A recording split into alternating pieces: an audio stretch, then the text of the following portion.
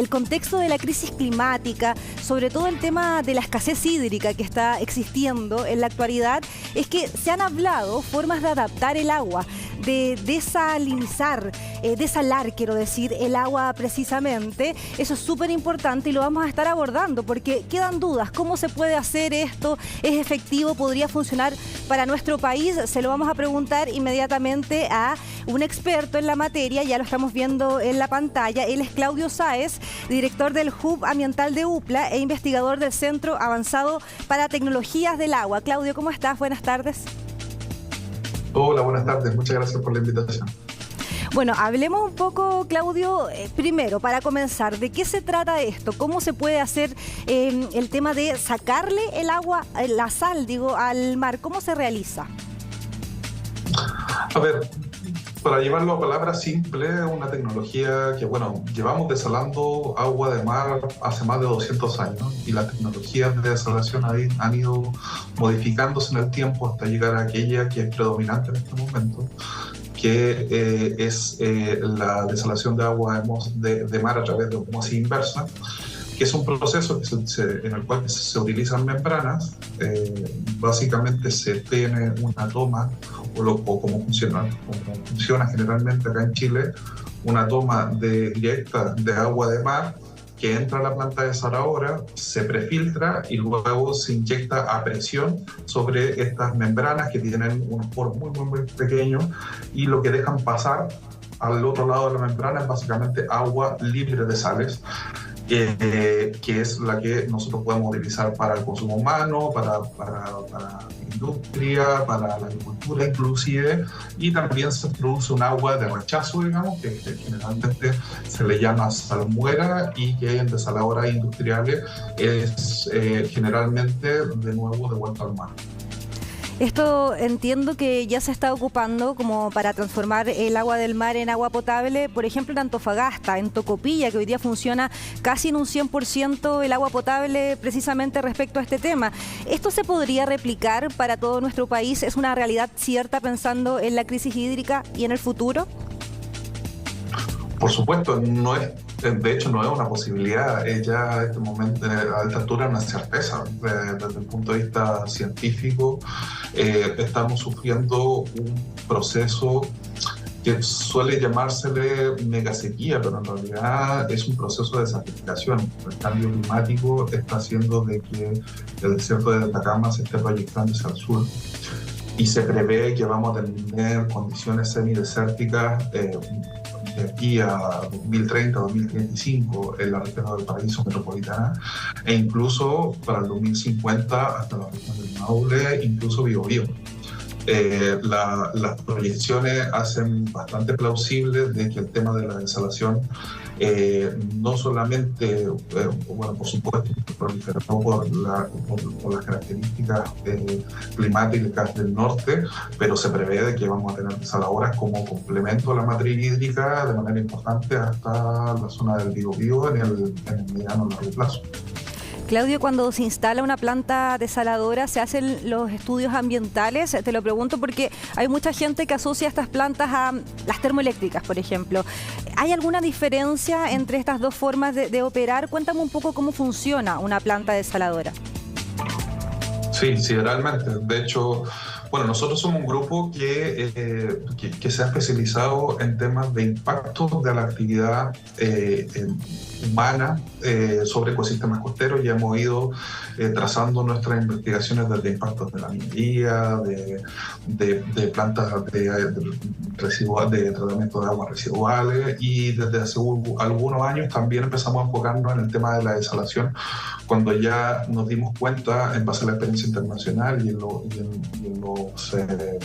datos y predicciones de los distintos modelos climatológicos para los próximos años en Chile, de que la desalación inevitablemente se iba a establecer en el área, y comenzamos haciendo investigaciones a nivel más internacional. Trabajamos mucho en España, en la zona del Mediterráneo, con la Universidad de Alicante, y con ellos, digamos, con la investigación que ellos han ido perfeccionando a lo largo de los años, nos vamos a introducir aquí en el contexto chileno, y nos hemos ido dando cuenta que el tema de la desalación y de los impactos de la desalación, que generalmente están asociados a este vertido de lo que se le llama salmuera, o mal llamado salmuera, porque en realidad es un concentrado de agua de mar.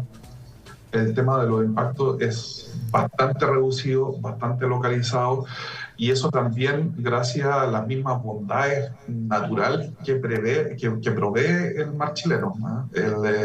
Si lo ponemos en contexto, en el Mediterráneo suelen tener más problemas con la administración de la salmuera, porque el Mediterráneo es un mar de baja profundidad, de bajas corrientes, básicamente una piscina grande, ¿no? Aquí tenemos una dinámica costera bastante abrupta, la corriente de Humboldt, zonas con una geomorfología costera bastante profunda que hacen que esta salmuera, o digamos este vertido de mayor salinidad, se mezcle y llegue a los niveles de salinidad natural del mar dentro de los primeros 5 o 10 metros desde la descarga. Entonces, todos estos otros impactos que pueden estar asociados a la operación de otro tipo de industrias, como la refinería de petróleo, termoeléctrica, donde se sube la temperatura del mar, donde salen los aguas con hidrocarburos, con exceso de metal, etcétera, que en términos de impacto no existe ningún tipo de comparación con una actividad como la desaladora, que es una actividad bastante limpia en comparación con otras que funcionan normalmente en el borde costero de Chile. Claudio, y la crisis hídrica está sin duda afectando a la agricultura en nuestro país. ¿Esta agua desalada podría servir precisamente para atacar esa crisis específicamente vinculada a la agricultura? Por supuesto, ahí también hemos tenido que ir derribando ciertos mitos, ciertas barreras de conocimiento, que claro, por supuesto, mucha parte de la población no tendría por qué saber, digamos, pero nosotros desde la academia tenemos la obligación de a veces esa información científico-técnica, darle la bajada para poder comunicarlo a la comunidad y también para poder contribuir al desarrollo de políticas públicas, ¿no? Y el desarrollo de una industria con justicia social y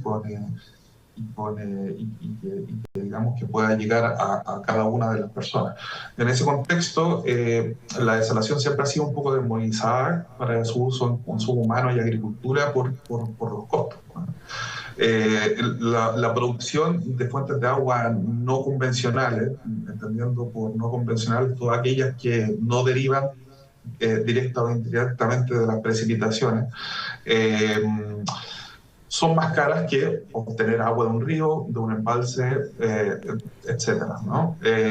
No obstante, cuando no tienes agua, es que todas estas actividades económicas o servicios ecosistémicos que dependen del agua, es que requieren sí o sí de generar otras fuentes que, si bien sean más caras, te permitan mantener un relativo negocio. Ahora, existen una serie de modelos de financiamiento, de colaboración público-privada, de desaladoras multipropósito, que hacen plausible el uso masivo de la desalación como complemento, y esto es importante, hago énfasis en esto porque no es que la desalación se propone como la solución y que ahora solamente vamos a tomar agua desalada y vamos a regar con agua desalada. Es un complemento al sistema, ¿no? Pero experiencia internacional, y aquí me gustaría también quedarme en España. En España tenemos la segunda desaladora más grande de toda Europa y el 23% del agua desalada va directamente a irrigación, a regadío, y eso quiere decir de que forma parte de una estructura organizativa de administración de los recursos hídricos que permiten mantener una actividad económica con retornos económicos relevantes, ¿no? Y eso es lo que estamos intentando instalar acá en Chile, y que ojalá sea una actividad que no solamente se instale y se replica acá en Chile, que sino seguramente van a ser datos que van a servir a nivel mundial y en otras zonas del planeta para administrar el uso de agua desalada para consumo humano y por supuesto para la agricultura. Claudio, solo para ir cerrando, te quería preguntar si esta forma de hablar del agua o de transformar el agua del mar podría evitar seguir conversando del tema del racionamiento. No sé si te acuerdas tú que hace muy pocos meses estaban hablando, por lo menos acá en la región metropolitana, que se podría llegar a racionar el agua. Entonces, ¿eso se podría evitar con estas técnicas? Bueno, a eso apuntamos básicamente. O sea, tenemos una gran brecha en Chile y hemos avanzado muy poco en la generación de fuentes no convencionales, y no solamente estoy hablando de desalación ahí, estoy también hablando en reuso, ¿no? En reuso solamente reusamos el 2% de nuestras aguas residuales. Entonces, desde el punto de vista de la administración y de la coejecución de estas distintas fuentes convencionales y no convencionales de agua, estamos muy al debe. La desalación, como el reuso de aguas residuales, son perfectamente incorporables dentro de la dinámica de mercado de Chile. Como te decía en un principio, justicia social, porque no podemos, por ejemplo, traducir o pasar todos los costos de la desalación o del reuso de aguas residuales a los usuarios, ya sea para el consumo humano directamente en la cuenta del agua en las casas, o también, por ejemplo, para el pequeño y mediano agricultor. Ahora, este tipo de investigaciones que nosotros estamos desarrollando, por ejemplo en Cuyay, el uso de agua desalada para distintos tipos de cultivos, lo que nos va a permitir saber es cuáles son los mejores umbrales de salinidad o de mezclas de agua desalada con otras fuentes convencionales y no convencionales, que nos permite incluso tener rangos de producción y calidad de productos que inclusive van a ser mejores que antes. Entonces, eso de alguna manera viene a equilibrar que el costo por ejemplo, de tener un agua que pueda ser un poquito más cara, pero con un producto que vas a tener mayor cantidad, mejor calidad, y por ende vas a tener retornos que te van a permitir inclusive hacer un mejor negocio que antes de tener el agua desalada como una alternativa. Esto se hace en el mundo, no se hace, digamos, en países donde tienen condiciones, ingresos per cápita y características ambientales similares al nuestro. Es plausible, lo que pasa es que tiene que ser organizado correctamente, y ahí es súper indispensable, y es lo que nosotros también tratamos de hacer desde un principio, la colaboración entre el sector público, el sector privado y la academia. Perfecto. Claudio Sáez, investigador del Centro Avanzado para Tecnologías del Agua. Te agradecemos por esta completa entrevista con esta información también que es sumamente relevante, pensando en el contexto de esta crisis hídrica que lamentablemente afecta a Chile y al mundo hace ya muchos años. Gracias, Claudio. Muchas gracias a ustedes. Y a su disposición.